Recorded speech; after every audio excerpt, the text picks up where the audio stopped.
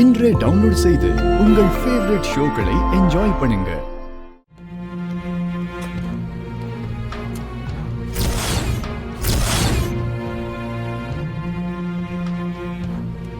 Nurse, உள்ள எங்க அப்பா இருந்தார், காணோம். டெஸ்டுக்கு எத்தனை கூட்டு போனீங்களா? இல்லையே சார், நாங்க எங்க கூட்டிட்டு போலையே. நீங்க கூட்டு போலனா உள்ள இருந்த என் அப்பா எங்க? நர்ஸ், டாக்டர்ஸ் 2-3 பேரு ஒருத்தரை வீல் சேர்ல வச்சு தள்ளிட்டு போனாங்க.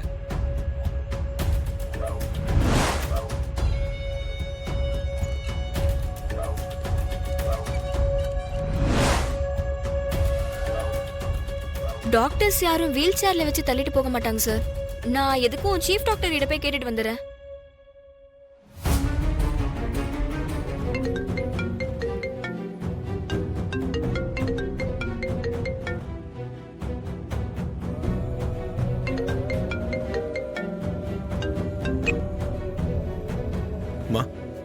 போன் எடுக்க என்ன இவ்ளோ நேரம் ஆதி? அது அப்பா உள்ள நல்லா தூங்கிட்டு இருக்காரு. உள்ள போன் பேசினா தொந்தரவா இருக்குமேன்னு வெளியே வந்து கால் அட்டன் பண்ணாமா.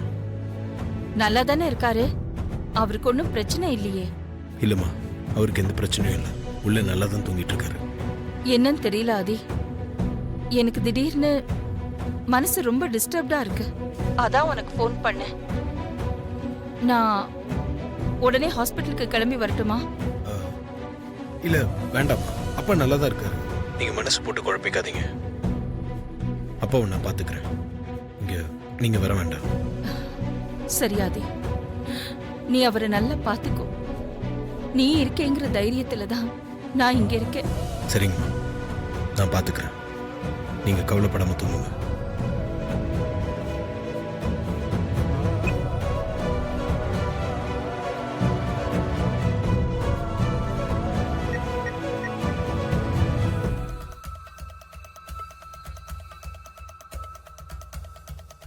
டேய் ஷாம், சொல்லாதே.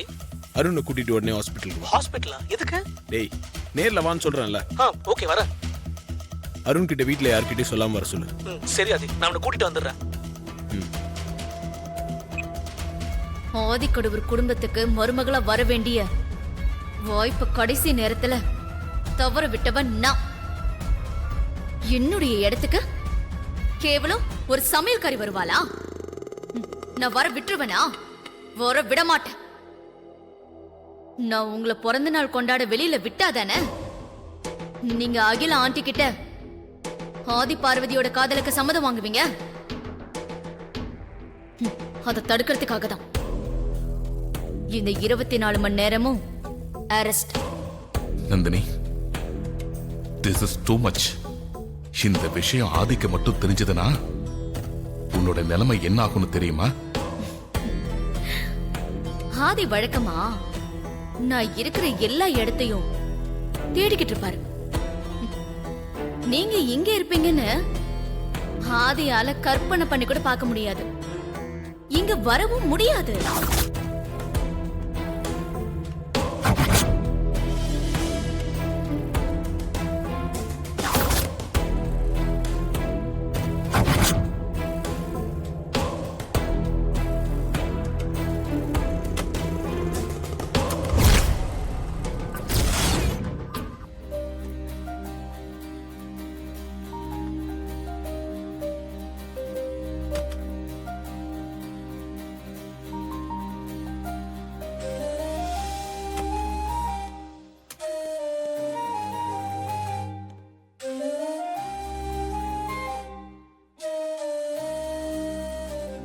அவரை பாத்துக்கோ. சரிம்மா, நான் பாத்துக்கிறேன். நீங்க கிளம்புங்க.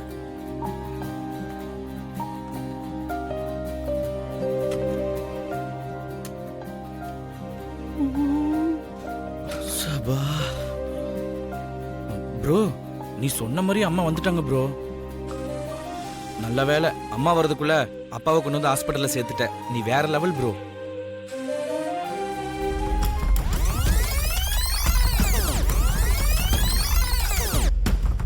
நீங்க இங்க இருப்பீங்கன்னு ஆதியால கற்பனை பண்ணி கூட பார்க்க முடியாது.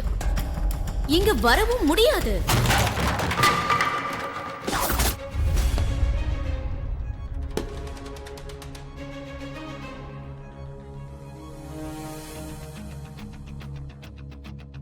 டேய் மேடம் அவனை அடிச்சு தூக்குங்கடா.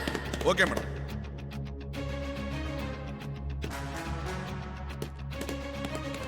ஏய்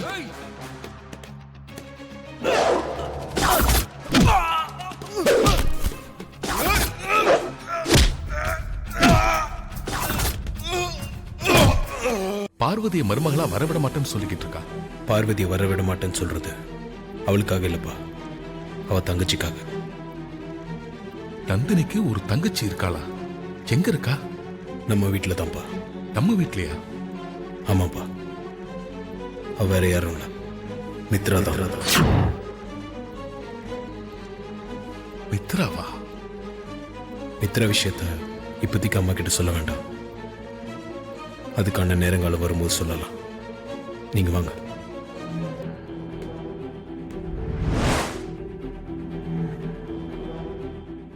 அகிலாம்மா கிட்ட உங்களோட காதலுக்கு சம்மந்தம் வாங்கி கொடுக்கறதா சொல்லியிருந்தாருன்னு நீ சொன்னலக்கா. ஆமாண்டா கணேசா. ஆனா இப்பதான் ஐயா ஹாஸ்பிட்டல்ல இருக்காரே, அவர் நாளைக்கு ஹாஸ்பிட்டல்ல இருந்து டிஸ்சார்ஜ் ஆகி வருவாரா? வந்தாலும் இந்த நிலைமையில அகிலாம்மா கிட்ட எங்க விஷயமா பேசுவாரா?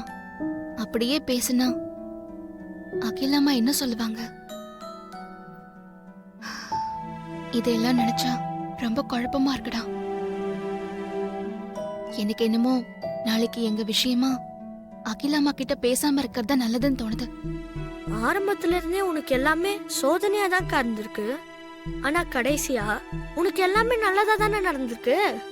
அதே மாதிரி இப்பயும் உனக்கு இது ஒரு சோதனை தான்க்கா. நிச்சயமா இதுலயும் கடைசியா உனக்கு நல்லது தான்க்கா நடக்கும். நீ கவலையே படாதக்கா. இன்னைக்கு எனக்கு ஒரு முக்கியமான கடமை இருக்கு.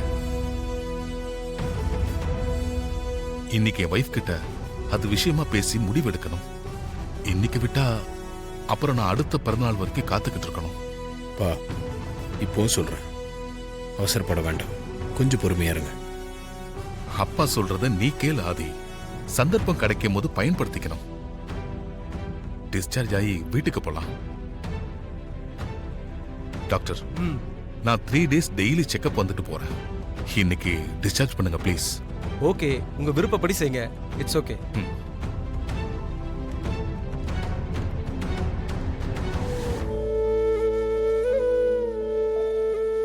என்ன அது யோசிக்கிற? எல்லாம் உன் நல்லதுக்காக தான். போய் பில்லை செட்டில் பண்ணிட்டு வா, நாம வீட்டுக்கு கிளம்பலாம். சரிப்பா.